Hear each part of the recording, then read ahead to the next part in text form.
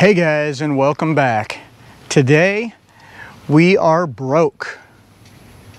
We pulled into 023 here, and as we were setting up, we realized that we have a missing bolt in our suspension system. I have never worked on a suspension before. Went into town, got some parts. Let's see if I can get it back together. Come on.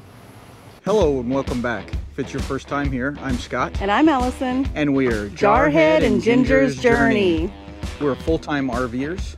We do destination videos, tips and tricks, and all things RV. That sounds like something you'd like. Go ahead and hit the subscribe button and come along on our journeys. Well, this is what we have, guys. So we're on the non-camping side of the RV here now. And when we got here, we were in kind of a weird position. As you can tell over here, I have a whole bunch of blocks underneath the front, and the stabilizer jack is still way out. So we're almost out of stroke on that, really high up in the front here. So I had Allison using the auto leveling system, and I told her if I tell her to stop, just push any button. Well, as we were leveling out, this side started making a little bit of a noise, a clanking noise and stuff. And she asked me, well, why is it doing that? I said, well, I'm not sure. But as I got to looking around a little bit more, this is what I found.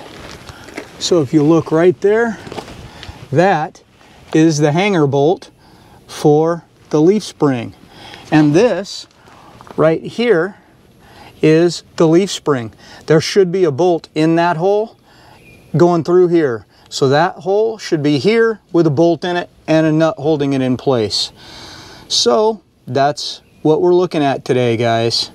I went into town, got me a new bolt. They didn't have wet bolts, so I got a dry bolt, which just means that it won't be able to take grease. And I'm going to put that in place until I can find a wet bolt down the road somewhere. So let's get started and see what we can do. All right, let's go through what I think I'm probably going to need. Jack, obviously. Like I said, I've never done this before, guys. I asked at the place where I got the bolt, and the guy said you should probably be able just to jack that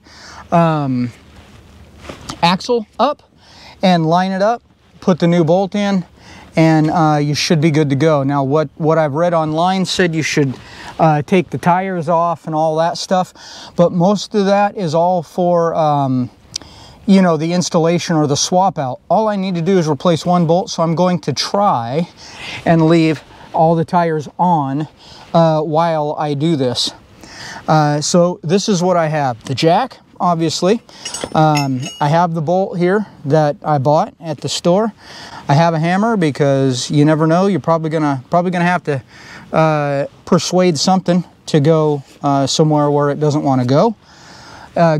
Big flathead screwdriver, mostly for prying. There's really no screws I'm going to be trying to take out with that I know of. My 1/2-inch drive ratchet with a couple of sockets. One is 7/8, and the other one is 13/16. I don't have that out here right now. I think it's on the other side. And I also have the same wrench as a 13/16 and a 7/8 wrench. And then I have a longer extension in case I need it, and then I also have a breaker bar. What I'm thinking about doing with the breaker bar is putting it up where the Cree 3000 suspension is and trying to move it towards the rear end of the RV. That way I can get the holes, hopefully to line up a little bit better.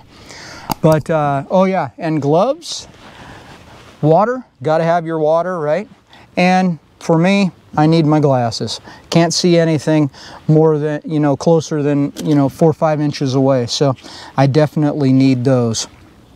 What I'm going to start with is just trying to line up that hole. So I'm going to use this first, because what I have is the leaf spring, the hole in it is just offset to the bracket that comes off of the frame. So it's sitting like this. What I need to do is move it this way towards the tires a little bit, and I'm hoping it goes into place then. And then all I have to do is move forward and back while it's in that channel. And I'll get you guys a little bit closer here in a second and show you exactly what I'm talking about. And let's walk through this together. Okay, this is what I'm dealing with. You can see right here is the edge of the leaf spring, and it actually hangs over this a little bit in the front. So what I have to do is try and move it this way towards the tire, and then what I have to do is get it to line up from here to there. I already put this little sleeve in there because with the wet bolt you get these nylon bushings instead of the metal ones that you get with the wet bolts. But that hole right there has to come back far enough and down far enough to line up with that hole right there so I can get that bolt in it. So let's see if we can do it. All right, the first thing I'm going to try is this big flat bladed screwdriver. I'm going to stick it in here and give it a pry and see if I can get it to come away. Oh, it looks like it's already okay, so you can see it moving here, right? So it, once I got it away from there, it didn't fall into place like I thought it would. So like I thought, I'm gonna have to go up front and use something to pry on the Cree 3000 piece that's up front. I'll show you guys that here in a second. And we'll get prying on that thing here and see if we can't get this to fall into place. This is our next area that we need to work on. Right here between this hanger and this piece right here, this is the other end of my leaf spring right here. So what I have to do is I have to get the distance here wider. So I'm going to get something in here and pry it and see if I can't move this section right here backwards that way and get that hole lined up. Stick around, guys. This should be fun for you, probably not so much for me. All right, guys, well, I've got you to where you can see over here this piece that needs to line up there. First, I'm going to try this screwdriver up here and see if I can move this shackle backward a little bit so it will line up the holes. Ooh. Yeah. I don't think that screwdriver is going to do it. I'm going to go ahead and use that breaker bar that I have, and I'm going to put it in there and see what it does instead. We're going to use this bad boy next. Hopefully it works. If not, we may have to go back to the drawing board here. There we go. It's moving a little, guys.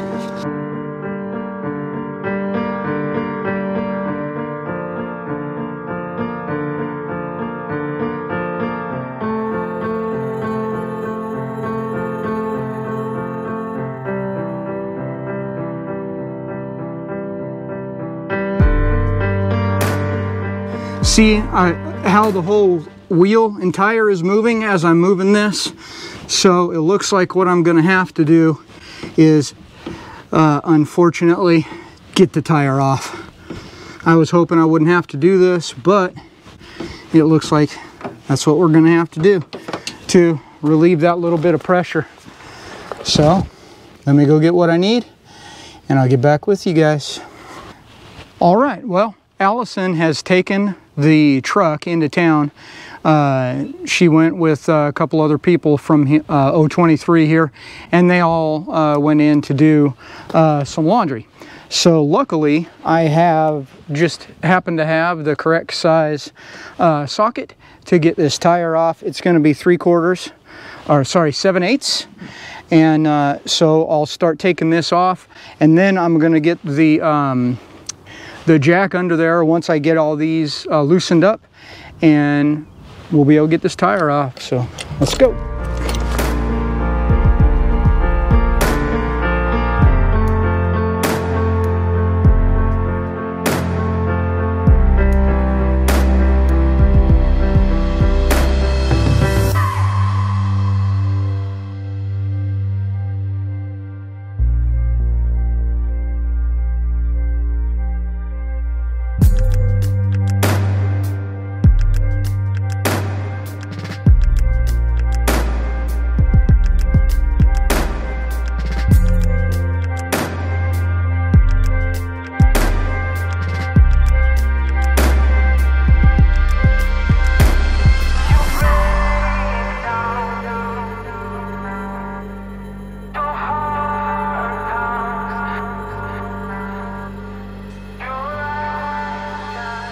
We got the tire off. Now let's see if that makes this thing any easier or harder to get in place. I can already see there's probably going to be a problem because I have a bottle jack under this rear axle, and in order for it to go that direction, I think I'm going to have to relieve the pressure on the bottle jack so I can actually move it a little ways and get it back the correct direction. Let's see if I get over here and pull it. I can't move it at all. And I think if I put something in here and pried it, all it's going to do is pop it off of this jack. So I'm going to go ahead and kick this jack down a little and see what happens. Guys, I could be doing this completely wrong, and I won't know until I'm probably already done, but leave me a comment down below. Let me know how messed up I am or if I'm in the right area. Like I said, I've never done this before, so we're doing it together for the first time if you've never done it as well. So let's continue to try and work through this, and hopefully we'll get her done.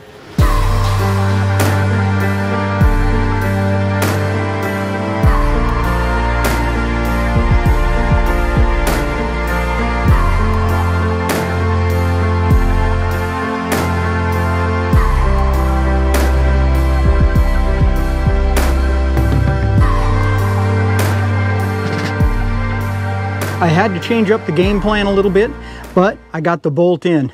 As you could see, I was having a little bit of trouble there at the beginning. So what I did was I went in and I got me a ratchet strap right here. And I put it along this side of the back side of the Cree 3000, because I had to pull the whole thing backwards towards the back of the RV to line up my bolt. Once I got that in place, I put it around there, and then I put both of the hooks right here on the bracket for the stabilization system, and then I cranked it tight.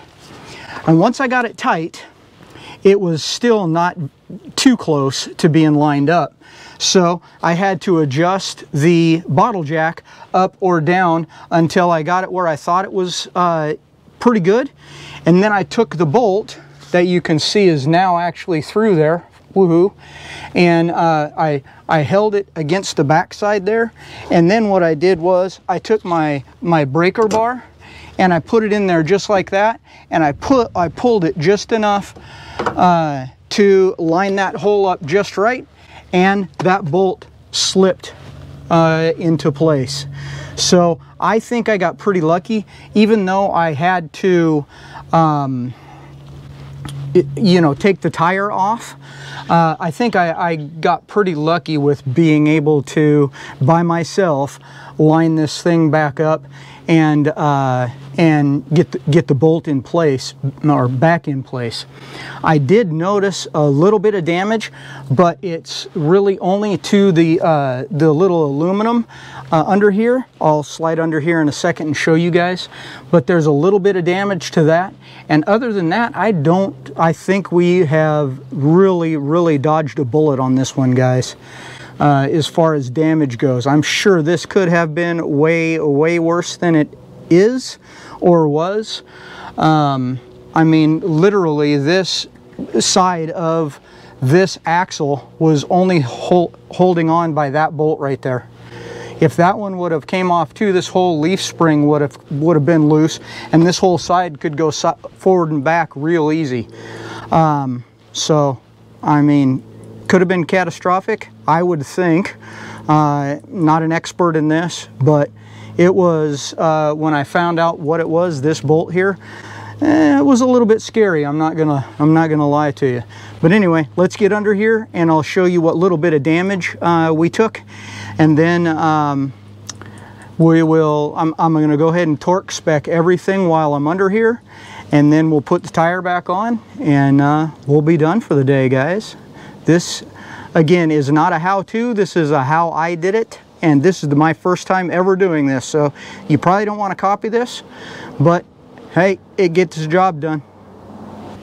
All right, so right under here you can see the little bit of damage I was talking about there. You can see where the eyelet here actually came out of the bracket and was sitting right here as we were driving down the road, and it ended up rubbing, obviously, and creating that little bit of damage there. That's the only real damage I could find, and it's still in there pretty good, and I'm not having any issues with that at all. I'm really quite impressed that that's the only damage we got.